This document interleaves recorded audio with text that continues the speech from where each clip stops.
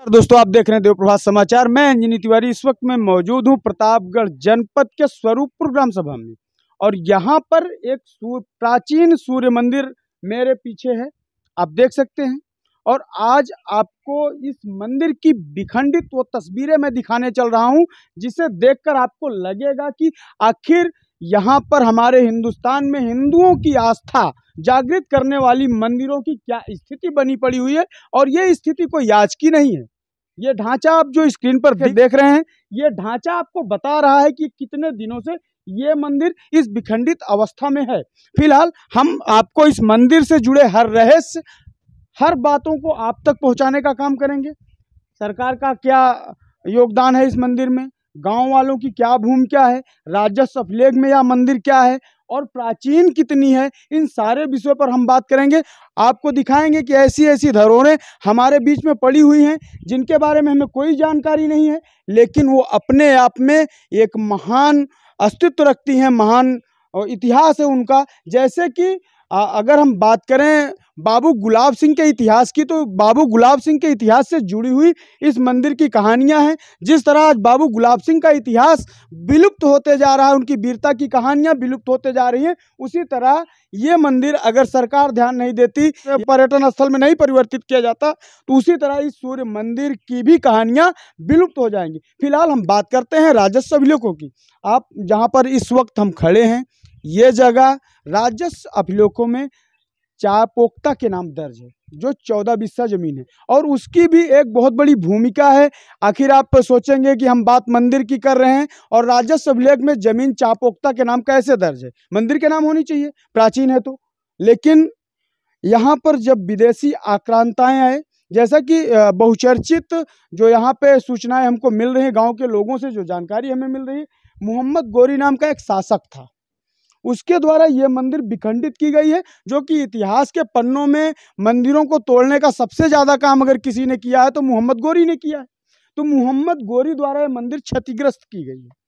और जब राजस्व अभिलेख बने तो राजस्व अभिलेख में इस जमीन को चापोक्ता के नाम पे दर्ज कर दिया गया, क्योंकि यहाँ से इस मंदिर का अस्तित्व मिटाना ही उनका मूल उद्देश्य था। उसी उद्देश्य से यहाँ का राजस्व अभिलेख दर्ज किया गया। आइए हम आपको दिखाते हैं इस मंदिर की प्राचीनता क्या है, यहाँ की बनावट क्या है, यहाँ की नक्काशी किस तरह की गई है, और ये नक्काशी अपने आप में क्या मायने रखती है। आप देखेंगे ये मंदिर का स्तंभ है, पिलर हम कह सकते हैं इसे, और आप देखेंगे कितनी बारीकी से इस पत्थर की नक्काशी की गई है। जिस तरह आज अयोध्या में राम मंदिर में बन रहे पिलरों की नक्काशी हो रही, स्तंभ की नक्काशी हो रही, सुंदर सुंदर डिजाइनों में सुंदर सुंदर मूर्तियां बन रही हैं, सुंदर सुंदर फूल बनाए जा रहे हैं, उसी तरह से आप देखेंगे तो एक सुंदर सा फूल, यहाँ पर शेर का एक प्रतिबिंब बनाया गया है। आप देखेंगे तो कितना सुंदर है। कहीं क्षतिग्रस्त होने के कारण थोड़ा बहुत टूटा फूटा है, लेकिन कलाकारी बहुत ही सुंदर तरीके से यहाँ पर की गई है। पिलर के इस हिस्से में देखेंगे तो सुंदर डिजाइनिंग भी की गई है, क्योंकि ये उस समय का मंदिर है, ये उस समय का पिलर है जब पत्थरों पे ही नक्काशी करके मंदिरों का निर्माण होता था, पत्थरों के पर ही नक्काशी करके सुंदर सुंदर भवनों का निर्माण होता था, पत्थरों पर ही नक्काशी करके राजमहल बनाए जाते थे। और यहाँ पर वो नक्काशी दिख रही, इसकी प्राचीनता का कोई कहीं भी और छोर नहीं समझ में आ रहा है। ग्रामीणों से जब हम इस मंदिर की प्राचीनता की बात करते हैं तो ग्रामीणों का कहना होता है कि यह मंदिर इतना प्राचीन है, हमें नहीं पता है। इसका सबूत भी मेरे पास है। अगर हम आपको सबूत के तौर पे दिखाएं तो यहाँ पर जो मूर्तियां बनी हैं, इस पर आप देखेंगे नक्काशी की हुई मूर्तियां हैं, और इन नक्काशी की गई मूर्तियों पर कहीं भी कपड़े का कोई आवरण नहीं है। तो जाहिर सी बात है, ये मंदिर की नक्काशी तब हुई थी जब समाज को कपड़े के आवरण से ढकना मुश्किल था, या ये कह सकते थे कि हमारा समाज इतना शिक्षित और इतना विकसित नहीं था कि कपड़े का आवरण मनुष्यों के ऊपर मिलता था। तो जो आकृतियां थी, आकृतियां उसी आधार से बनाई गई हैं। और इधर भी हम आपको एक पिलर दिखाना चाहेंगे। यहाँ भी आप देखेंगे तो इन मूर्तियों पर कपड़े का कोई आवरण नहीं है, लेकिन प्राचीनता इनकी साफ दिखाई दे रही। जो सुंदर बनावट यहाँ पर आपको दिख रही है, ये सुंदर बनावट कोणार्क के मंदिर से मिलती हुई। अगर कोणार्क में बने पिलर को आप देखेंगे, सूर्य मंदिर के पिलर को देखेंगे, तो सेम ऐसी ही नक्काशी वहाँ के पिलरों पर की गई है। और ये फूल माला जो इस पर आपको पिलर पे फूल दिख रहे हैं, और सामने मंदिर के ऊपर जो भगवान की मूर्ति स्थापित है उस पर देखेंगे तो ये फूलमाला इस बात का सबूत है कि यहाँ के लोग अभी भी इस मंदिर की पूजा अर्चना कर रहे हैं।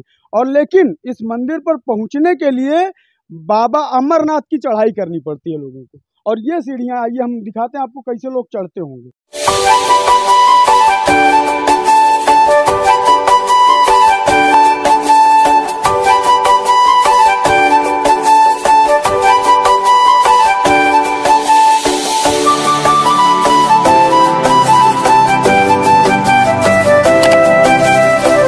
ये मूर्ति जो यहाँ पर विद्यमान है भगवान सूर्य की, मंदिर की प्राचीनता नग्न अवस्था में बने इस प्रतिबिंब ही दर्शा रहे हैं, क्योंकि ये प्रतिबिंब उस समय का है जब हमारे समाज में कपड़े का कोई विकास नहीं था।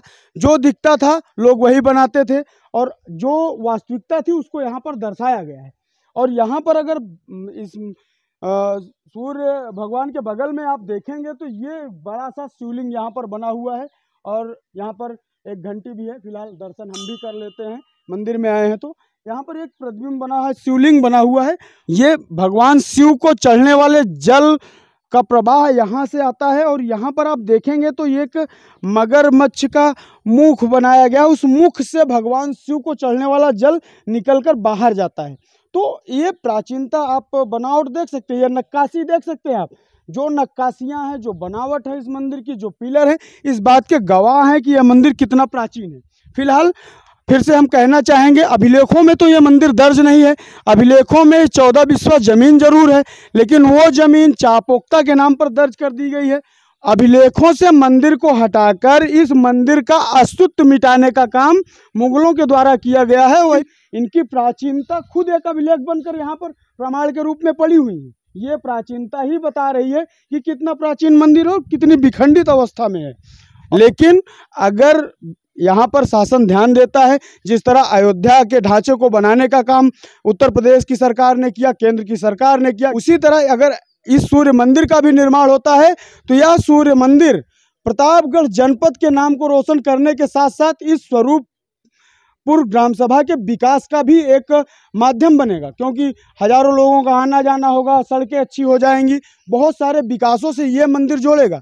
लेकिन यहाँ पर अभी तक कोई भी काम सरकार की तरफ से ऐसा नहीं किया गया जिससे इस सूर्य मंदिर का कोई विकास हो सके। आप देख रहे हैं देवप्रभात समाचार, मैं अंजनी तिवारी, कैमरा पर्सन बीरेंद्र पटेल के साथ।